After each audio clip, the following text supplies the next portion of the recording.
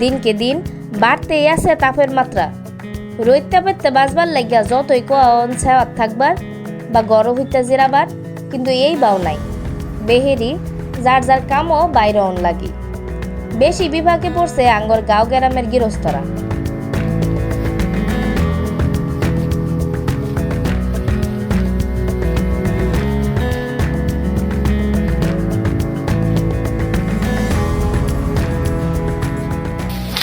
কাটতে পারি না, রাত্রে চাষা বাইসা বিল্লা ধান কাটতেছি। 2 টাকা পারলে দেখা গেছে এই 1100 বেতন, এক কামের কামও এর লেগা স্টক করে তুই মরে যায়। এর লেগা 1100 টাকা কামলার মানে এই আঙ্গুর কামাই নাই, গাড়ি চালাবি না, কামলার মানে করতে দেন।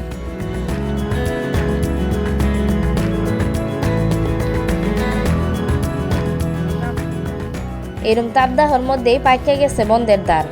আগুন না গরমও খোলা মাঠও বইয়া ধান কাটা একরকম অসম্ভব হইয়া পড়ছে।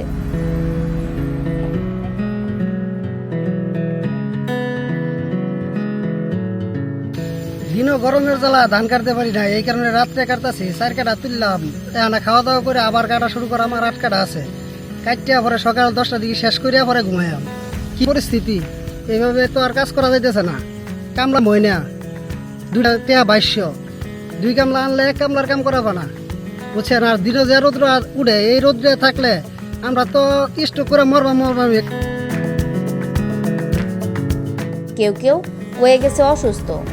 এই অবস্থাতে কিছুটা আরাম পাইতে রাইতে ধান কাটার বাউ করছে কৃষকরা। চাননি রাইতে বা টর্চ জ্বালাইয়া কাটতাছে ধান। দিনও অনেক রোদের লাগে কাম করা হয় না, অনেক কষ্ট। কারণ এত আমি এত বড় হয়েছি, এত দেখছি না রোদ উঠতে। এই বছর যে রোদের তাপে লাগে দিনও কাজ করার হয় না। এর লেগে রাইট করে আইছি, রাইট করে ধান কেটে নিতেছি। নেওয়া সারাদিন ঘুমায়াম, রাইতে কাম করো, কারণ রাইতে একটু কষ্টটা কম লাগে। আর অন্ধকারের মধ্যে এমনি লাইট দিলে কাজ করতেছে, মোহ লইয়া কাজটা তাড়াতাড়ি ছাড়াইতে পারছে, কারণ কষ্ট কমও। কারণ দিনও তো রোদের তাপ বেশি, কষ্টটা একটু বেশি, ওই লেগে কাজ করুন জানা।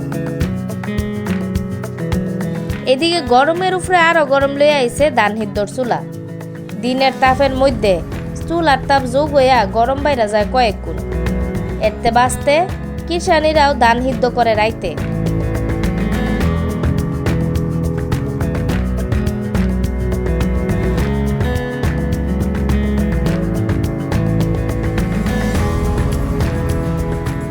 যতই তাপ বাড়ুক, আশপাশ লাগুক গরমে, তাও দাওয়া মারি আইলে নতুন ধান গড় তুললে 80 ফুটে কৃষকের মোহ।